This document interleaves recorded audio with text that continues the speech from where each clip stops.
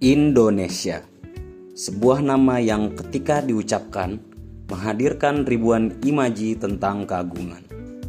Ia adalah detak jantung metropolitan yang tak pernah tidur, simbol kemajuan yang terus berlari mengejar zaman.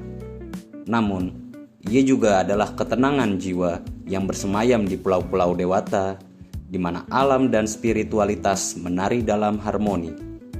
Mencintai tanah air ini seringkali dimulai dari kekaguman mata memandang bentang cakrawala yang dianugerahkan Tuhan kepada kita. Dan cinta itu semakin dalam ketika kita menyentuh jiwanya, budaya. Lihatlah, helai demi helai benang yang ditenun, atau tetesan malam yang mengukir cerita di atas kain. Batik bukan sekedar busana, ia adalah identitas yang melekat di kulit kita.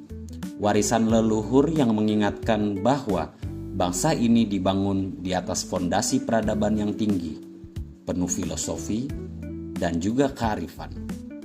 Namun, cukupkah kita hanya mencintai keindahan fisiknya?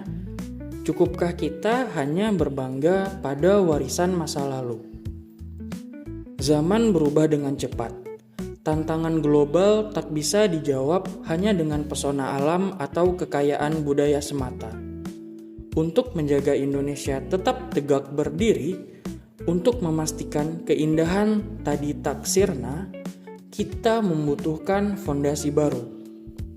Fondasi itu bernama pendidikan tinggi, sains, dan teknologi. Disinilah wujud cinta tanah air bertransformasi dari kekaguman rasa menjadi kekuatan logika. Selamat datang di dapur peradaban masa depan Indonesia. Di ruang-ruang kuliah ini, cinta tanah air tidak diteriakan lewat slogan, melainkan dibisikkan lewat transfer ilmu pendidikan. Lihatlah interaksi itu. Saat seorang dosen dengan sabar membuka cakrawala berpikir mahasiswanya, saat debat-debat akademis meletup untuk mencari solusi bagi masalah bangsa, setiap rumus yang dipecahkan, setiap hipotesis yang diuji di laboratorium adalah bentuk bela negara yang paling relevan hari ini. Mereka sedang menyiapkan otak bangsa ini berdikari. Tak lagi bergantung pada tangan asing untuk mengelola kekayaan Ibu Pertiwi. Bagi saya yang bertugas di lingkungan lembaga layanan pendidikan tinggi, mencintai Indonesia adalah tentang memastikan keadilan. Indonesia terdiri dari ribuan pulau yang semuanya berhak memiliki standar kualitas pendidikan yang sama. Tugas kami adalah menjadi jembatan, memastikan kebijakan dari pusat tidak hanya berhenti di atas kertas, tetapi benar-benar mengalir dan dirasakan manfaatnya oleh pelosok negeri. Wujud cinta tanah air saya adalah menjaga tata kelola ini tetap bersih dan melayani agar hak pendidikan setiap anak bangsa terpenuhi.